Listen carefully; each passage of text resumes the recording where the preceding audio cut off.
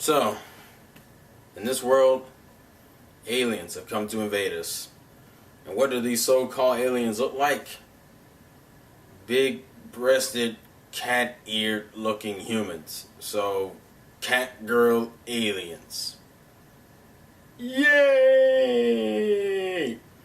This is the Insane Gamefreak, and this is my review of Cat Planet Cuties, or as its Japanese name actually translates out to, We've Come to Play. Let's go. So yo, what's up guys, Insane Gamefreak here to bring you another anime review, and ironically this DVD Blu-ray combo pack came out like 2 or 3 months ago, but I've just been dicking around with reviewing it. Honestly, I don't have a valid reason why, sue me. But I'm here to review Cat Planet Cuties, which its original name is Asobi ni Ikuyoi, which translates out to We've Come to Play, but from what I heard, it was because something else in America already has that title. They had to retitle it so it would work. Retitle it so it wasn't any like name licensing issues. That's why it's called Cat Planet Cuties, which to me, I guess fits, but it overly sexualizes the anime, which ironically, this is another one of those harems where people think it's really, really ecchi from the title and from the front cover, but it really isn't. So let's get into the plot. So the story centers around a boy named Kyo. Kyo is your typical harem character lead where he's kind of dense, he doesn't really understand what he wants to do in life. That's kind of his whole thing, is that he doesn't understand what he wants to do in life, and he feels kind of lost in his young teen years. Like all the teens do, which is actually kind of relatable because most teenagers are like that, where they don't know what to do with their lives. But he's at like this family party thing, and he's talking to his uncle who's just kind of like fucking with him. And then he's like, you should go talk to some girls. And he's like, why don't you go talk to her? And there's this girl who's wearing these really weird looking clothes. Very skimpy weird looking clothes, mind you.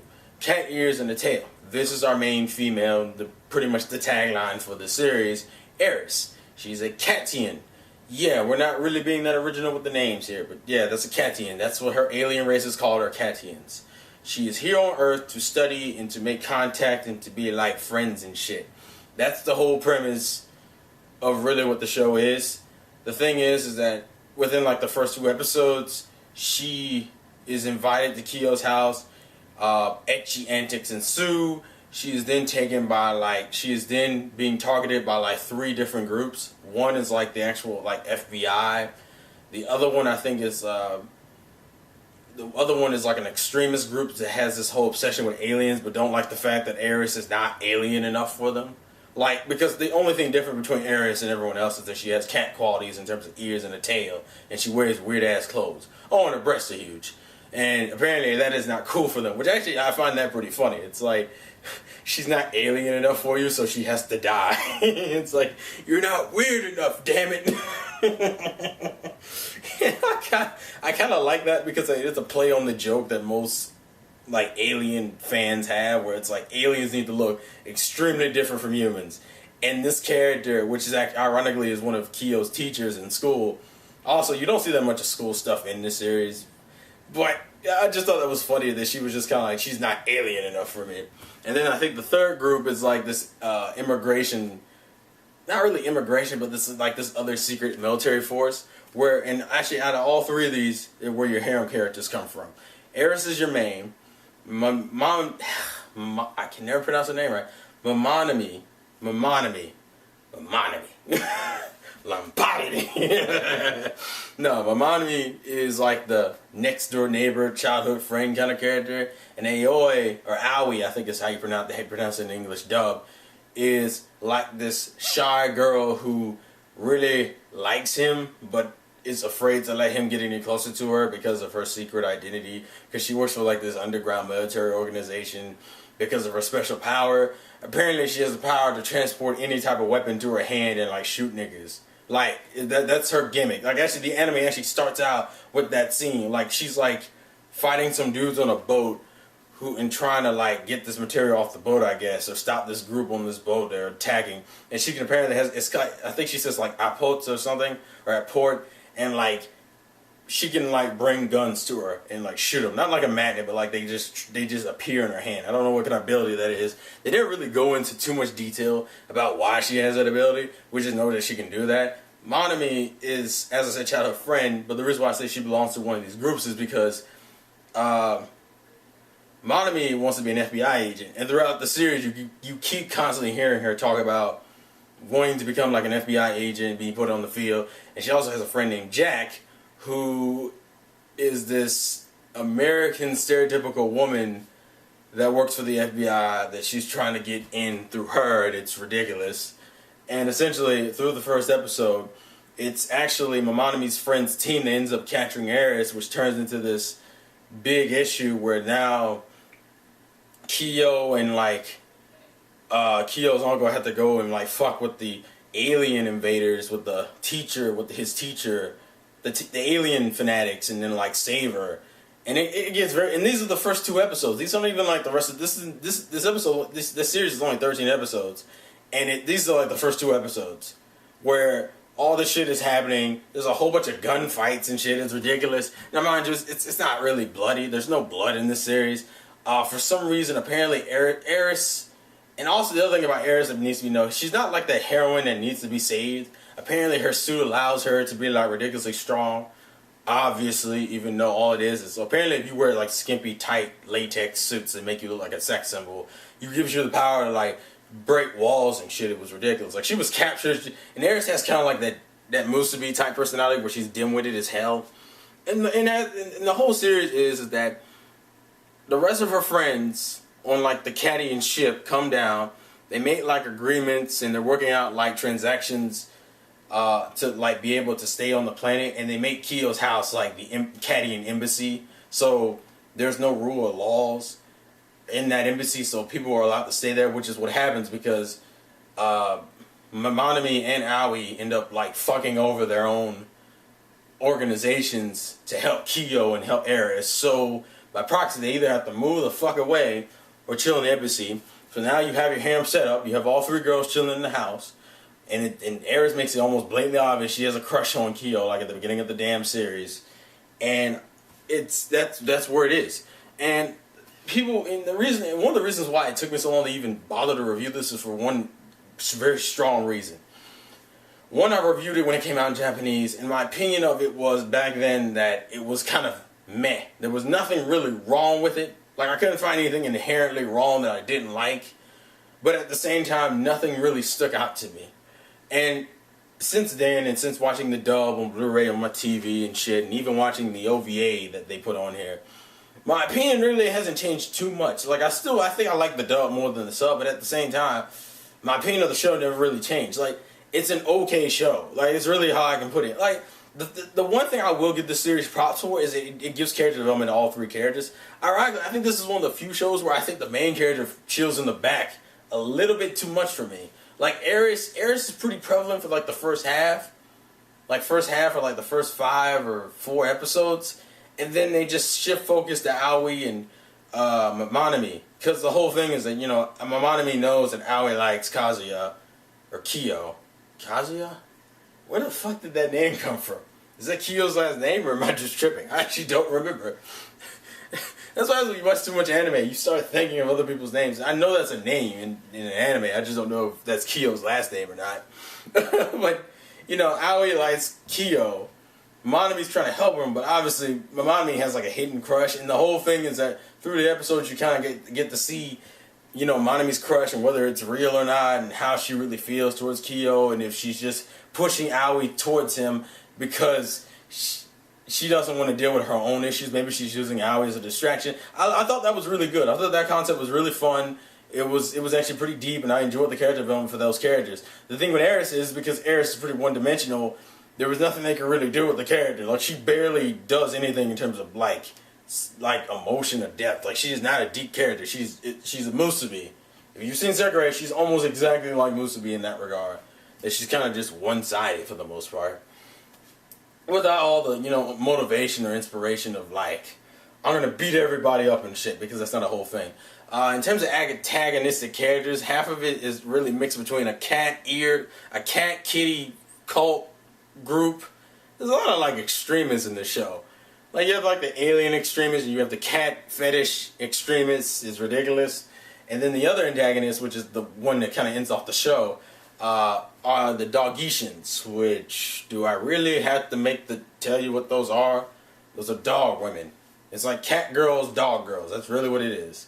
They weren't really trying that hard in terms of interesting villains. And these villains aren't really, they're villains. I mean, they are competent, because at the end, there's like 2 or 3 episodes devoted to the shit that they cause.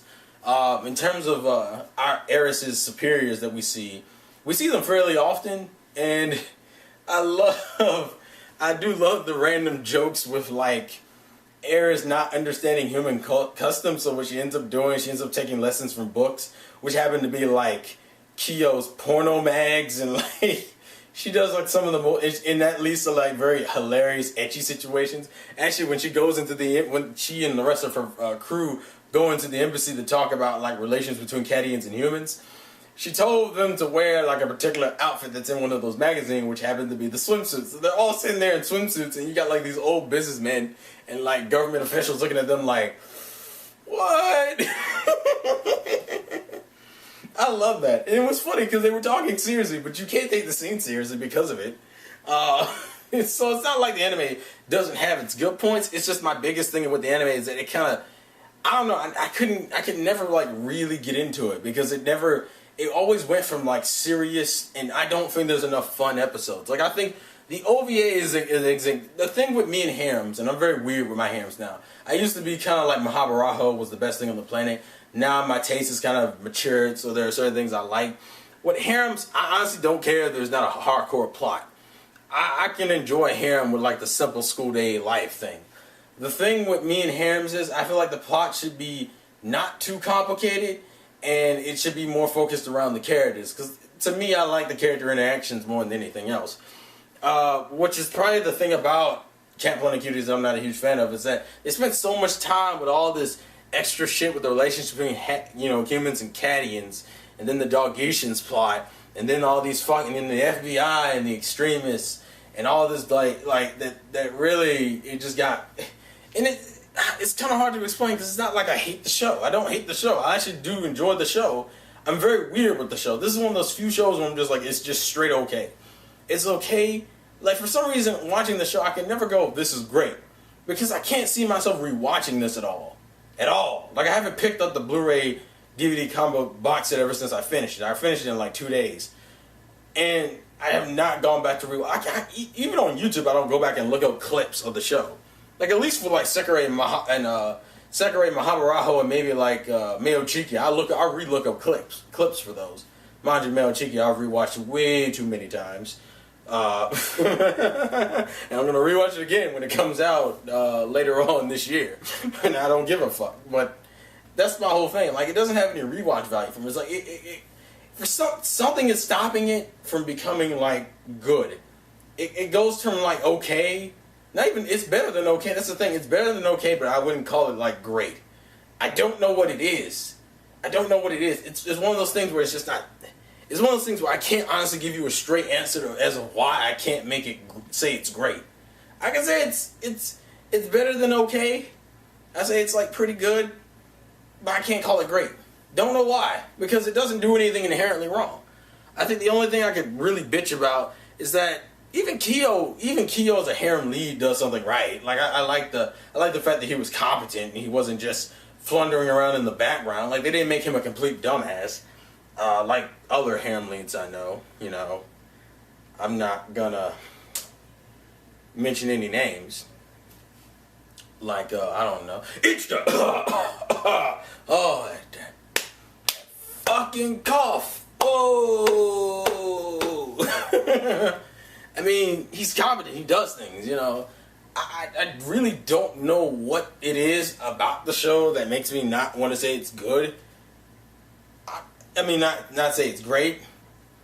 I don't know what it is. I really don't. But it's solid. And, Funimation has a license of it. It's 13 episodes with an OVA. It's Blu-ray DVD. You get this nice chipboard box set. You even get, I think you get like some, you get some pictures, which I can't show you because those are teen rated. And in terms of the etchiness, it's not that bad. Now, the covers will make you think otherwise, but the etchiness isn't really that bad. So I say give it a shot, Maybe you guys can figure out what it is that I'm not that's stopping me. Maybe there's something you don't like that you inherently know what it is. For me, I think it's still a pretty solid watch. There's nothing inherently wrong with it. I mean, if you're the kind of person who gets into harems, there's nothing inherently wrong with it. Nothing. Unless you're just a really big bitch about, oh, how dare they have character development in my harem. Because in that case, you need to be watching some other shit like Kenokon, you know, where you could just have mindless stupidity and everything be fine. Every time I do a review on a harem series, I'm going to stab Kenokon like an evil pulsing pus of disgustingness. I think the word I was looking for was mole, but fuck it.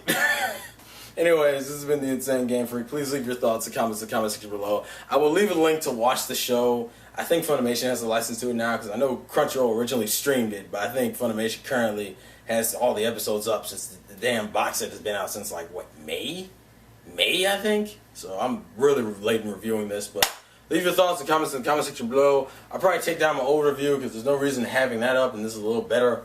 At least I think it's better. But you guys be the judge. Show your likes and support. But anyways, that's the game. Play it away, and thank you guys for watching. Thank you guys for supporting, and I will catch you guys later. Peace.